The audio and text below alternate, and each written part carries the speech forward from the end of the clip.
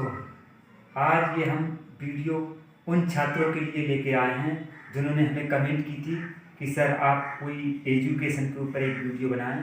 तो हम उन छात्रों के लिए ये वीडियो लेके आए हैं।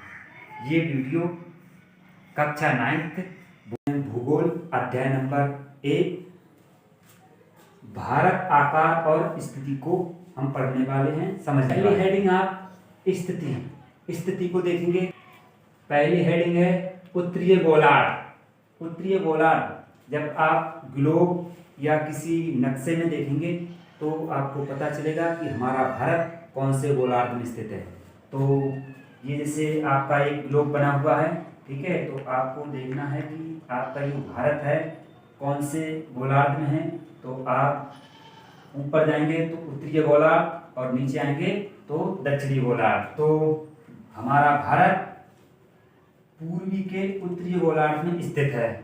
तो आप समझ चुके होंगे कि हमारा भारत कौन से गोलार्ध में स्थित है। तो कौन से में है? पूर्वीय उत्तरीय गोलार्ध में स्थित है। तो अब आगे देखेंगे अक्षांश। अक्षांश हमारा 8 डिग्री से 4 मिनट से 37 डिग्री 6 मिनट उत्तर में है। अक्षांश 8 डिग्री से 4 मिनट हमारा दक्षिण भाग में है, ठीक है, और 37 डिग्री से 6 मिनट अक्षांश उत्तरीय गोलार्ध में स्थित है। अब आते हैं आगे देशांतर। देशांतर फैला 68 डिग्री 7 मिनट से 97 डिग्री 25 मिनट पूरब में स्थित है। देशांतर फैला 68 डिग्री से 7 मिनट पश्चिम से लेकर पूरब 97 डिग्री 6 मिनट पूरब में स्थित है। तो आप ये समझ चुके होंगे कि हमारा जो देशांतर है वो 68 डिग्री से 7 मिनट पश्चिम में है और 97 डिग्री से 2 मिनट पूरब में स्थित है।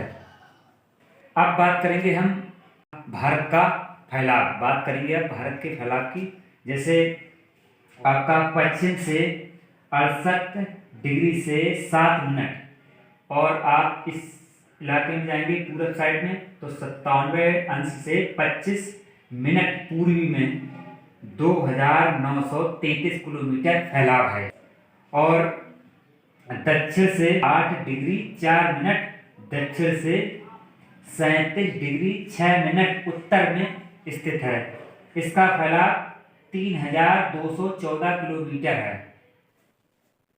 अंडमान निकोबार द्वीप समूह है आपका ये, ठीक है, तो ये समुद्र में स्थित है, राशि में है। देखो आपका यहाँ पर है अंडमान निकोबार और आपका यहाँ पर है लक्षद्वीप। तो अंडमान निकोबार में आपकी बंगाल की खाड़ी यहाँ पर आपकी स्थित है। इस प्रकार से ये सागर में स्थित है। ये सब लक्षद्वीप, लक्षद्वीप अरब सागर में है। तो लक्षद्वीप आपका यहाँ पर है। लक्षद्वीप, लक्षद्वीप को आपको यहाँ पर है, ये आपका यहाँ से समुद्री एरिया है। तो आपका ये अरब सागर यहाँ पर स्थित है इस साइड में। लक्षद्वीप में अरब सागर, ये सब आपका सागर है ये, ठीक है, समुद्री सीमा है ये। अब आते हैं अगले नंबर पर कर्क रेखा। कर्क रेखा, कर्क रेखा को हम थोड़ा समझते हैं ग्लोब में, ठीक है। क्या है? जो ये रेखा ग्लोब के जो बीचों बीच एक रेखा है, इसका नाम है विषुवत रेखा। इसके ऊपर जैसे जैसे जैसे आप ऊपर जाएंगे, जैसे यहाँ पर इस बिंदु पर पहुंचे तो आप इसे उत्तरीय ध्रुव कहेंगे, और अगर आप नीचे की तरफ जाएंगे यहाँ पर तो इसे कहेंगे आप दक्षिणीय ध्रुव। कर्क रेखा भारत में गुजरात से होकर अरुणाचल प्रदेश तक इसका ये इस साइड में इस प्रकार से आपकी ये कर्क रेखा होती है। कर्क रेखा आपकी इस साइड में भारत से होकर गुजरने वाली कर्क रेखा है। आकार पहली हेडिंग है भारत का क्षेत्रफल 32.8 लाख वर्ग किलोमीटर है। पूरी दुनिया का 2.4% भूभाग है, ठीक है। विश्व का 7वां बड़ा देश है। विश्व में ग्लोब के अगर आप तरीके से देखेंगे तो विश्व में सबसे बड़ा 7वां देश है हमारा भारत। अब भारत की सीमा रेखा, तो तो भारत की सीमा रेखा 15,200 किलोमीटर है। अगली हेडिंग आपकी आती है समुद्री तट रेखा। समुद्री तट रेखा 7,516.6 किलोमीटर। समुद्री रेखा जो आपकी यहाँ से इस प्रकार की आपकी ये समुद्री रेखा होगी, जिसकी लंबाई कितनी है 7,716.6 किलोमीटर। आगे आता है गुजरात से अरुणाचल प्रदेश के समय से 2 घंटे का अंतर। जैसे आपका यहाँ पर गुजरात है और अरुणाचल प्रदेश आपका यहाँ पर है। गुजरात से अरुणाचल प्रदेश के समय से 2 घंटे का अंतर। तो आपका गुजरात आपका इस साइड में है, गुजरात से आपका यहाँ तक चलने का जो समय है, अरुणाचल प्रदेश आपका यहाँ पर इस स्थिति में है, तो यहाँ पर यहाँ से और यहाँ की दूरी चलने में समय कितना लगता है आपका 2 घंटे। अगला हेडिंग है आपका मानक यौमोत्तर। ये क्या होता है? ये हमारे पूरी दुनिया में समय चलाने के लिए काम आता है। तो इसका क्या है कि मानक यौमोत्तर का 82 डिग्री से 82 अंश या डिग्री 30 मिनट पूरब से मिर्जापुर आपका इस इलाके में है। नक्शे के में देखें तो मिर्जापुर आपका यहाँ पर है। 82 डिग्री 30 मिनट से लेकर पूरा इलाके से होकर गुजरात में गुजरती है। ठीक है, इस प्रकार से आपकी गुजरात में होकर जाती है। तीसरा हेडिंग आपका है भारत और विश्व। इसमें क्या होता है? भारतीय भूखंड एशिया के पूरा पश्चिम से मध्य स्थित है। नक्शे के में देखें तो आपका जो ग्लोब है उत्तर पश्चिम पूरब दक्षिण, तो आपका उत्तर और दक्षिण के पूरब इलाके में आपका ये बीच में स्थित है। हिंद महासागर, अगला आपका हेडिंग है हिंद महासागर में भारत को केंद्रीय स्थित प्राप्त है, क्योंकि ये ग्लोब देखा जाए तो संसार के सबसे मध्य में स्थित है। इस स्थिति के कारण हमारे देश में वस्तुओं का आदान प्रदान किया जाता है। चौथा हेडिंग है भारत के पड़ोसी देश।